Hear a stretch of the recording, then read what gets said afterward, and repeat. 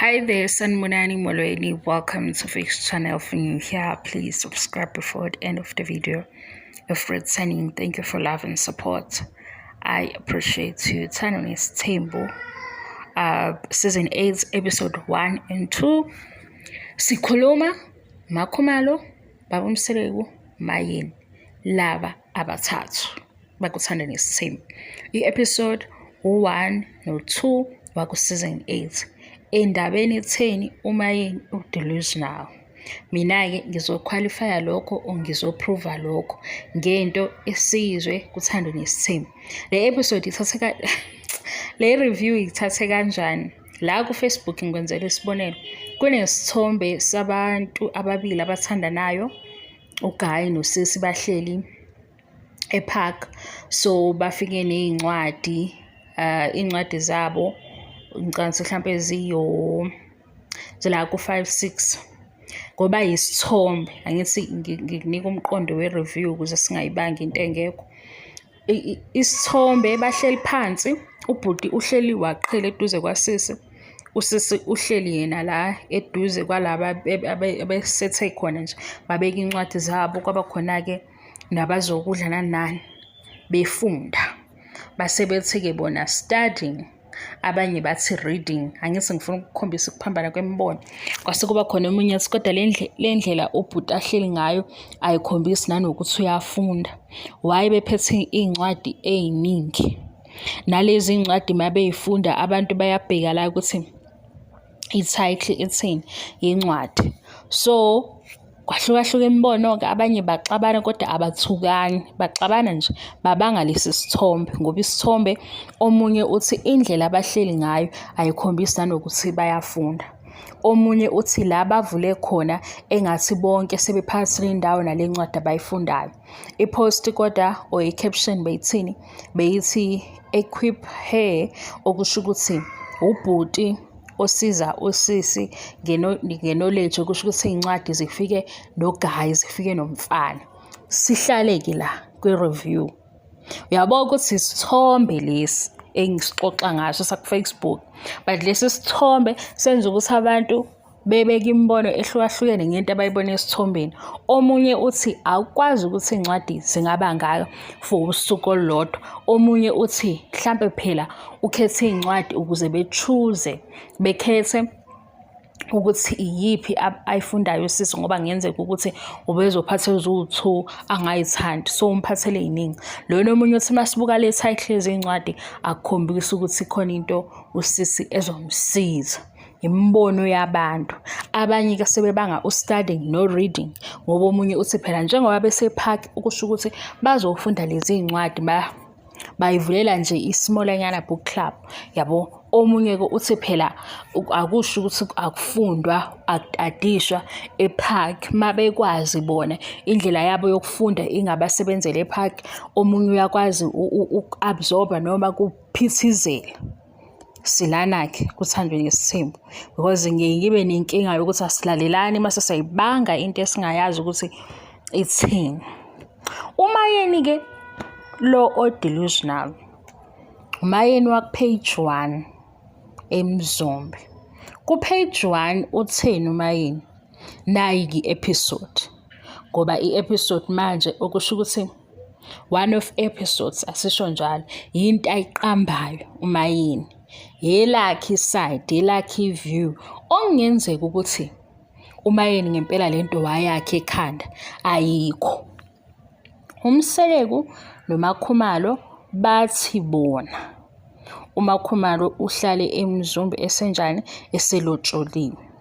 Ake ngithi uMakhumalo noMangwabe bobabili balotsholiwe, kwaseke ngokulobola baqualifya ukuba amakhosikazi kababa uMseleku, siyibala kanjalo. Base beba-ke nezindlu zabo baba semzini. uMakhumalo-ke angingasho ukuthi ngoba uMakhumalo noMseleku basho njalo, bathi akahlalanga eMzumbe eyi-girlfriend, kodwa ufike eMzumbe esewunkosikazi elotsholiwe.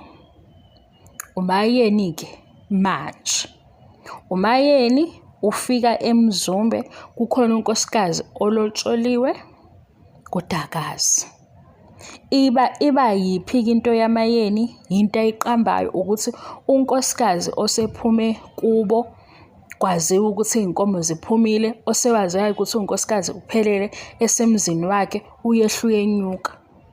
Kanjani? Uthi umayeni uMakhumalo wayefika ehambe, efika ehambe, efika ehambe. Ebe enjani? Ewunkosikazi ohleli osekhona ngoba elotsholiwe, kodwa yena, angithi uyabona ukuthi le yamayeni ayikho, yi-episode phela. Angithi umuntu o-delusional, lo muntu oqamba izinto, ekhuluma izinto ezingekho, azenze zephila, enze futhi exoxela abantu naye engaboni ukuthi u-wrong ngoba yena kuye kuyi-reality. Olotsholiwe kwaziwa ukuthi kuba ulotsholiwe akukho nkinga, nomthetho wase-South Africa uthini? Unkosikazi lowo. Kodwa kumayeni uyafika, uyahamba, uyafika, uyahamba, ekugcineni usembona akasahambi.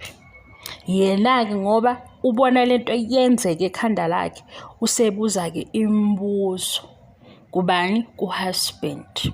Yabona ukuthi umayeni uqaleni kuba delusional. Ngoba ngempela umayeni uthi uMakhumalo wayehamba eyephi ngoba unkosikazi lapha eMzumbe. Ukufika kwakhe ufike eselotsholiwe, akahlalanga engalotsholwanga. Kodwa umayeni ubebona uMakhumalo ehlenyuka. Uthi uMakhumalo le ngane yayifika. Nakho futhi mhlambe wayembona eyingane, umayeni wayembona eyingane because abanye bakuthatha njengenhlamba, kanti yena ukhuluma ngento esiyenzeka, ureferensa leyo nto dala ngaleso sikhathi. Lona ku-episode bani? U-episode 1 and 2. Uma ephume ngezinkomo phela waba unkosikazi, why kube nale secret mission? Ngoba manje ukuhamba vele umayeni usefike kwisithembu already. Yini efihliwe? Yabo? Lapho-ke iqala lapho-ke into yamayeni ukuthi uboniswe izinto. Ngoba ukufika nokuhamba akanjani ebe aziwa nonkosikazi ofike ngaphambi kwakhe ebemazi. Manje asazi ukuthi ngempela umayeni yena lento beyibona kanjani ngoba ngathi ayikho mabesho. Ngoba phela ukufika esehlala eselotsholiwe angeke kube kufike omunye elobehlenyuka emzini wakhe. Ngoba manje ukuthi ubehamba eke kubo kuvela njengomuntu obengahlali lana. Why bekwakhiwa lo action lowo? Why futhi kuze kuthiwe omunye unkosikazi eyokhuluma iphutha kumayeni ethi uyasiza la ekhaya, kodwa ebe unkosikazi already. Yabo uma bengahlala bobathathu, ilana kosengavela khona ukuthi amanga neqiniso akuhlali ndawonye. Iqiniso yabo emhlabeni ayikho into elwa njengeqiniso, ayikho impi, ayikho futhi into enqoba iqiniso, ngoba into eyiqiniso ihlala nje yodwa. Kuperform iqiniso livele liyibukele liyithulele mase liyavela. Ngoba manje nginathi sihlele ekutheni umayeni uyikhandelana indaba, ngoba yamayeni iyistory esingekho maxoxo baba uMseleku noMakhumalo.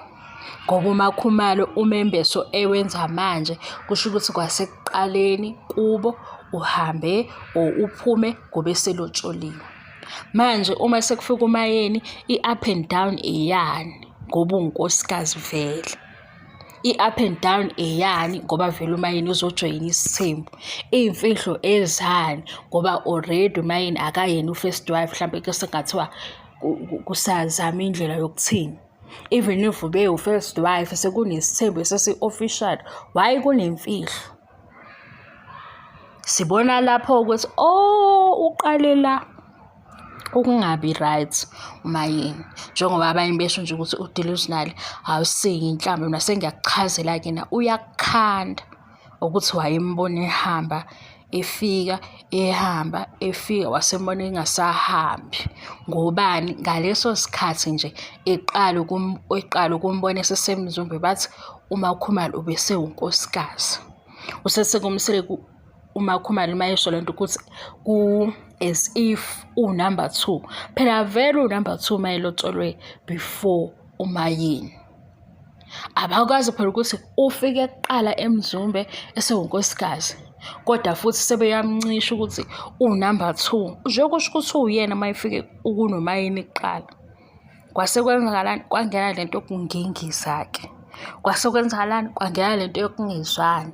Ngoba makuphuma iqiniso ila abantu bengakwazi ukuthembana. Into nje esifike yaba neqiniso namanga idala ukungazwani nokungathembani.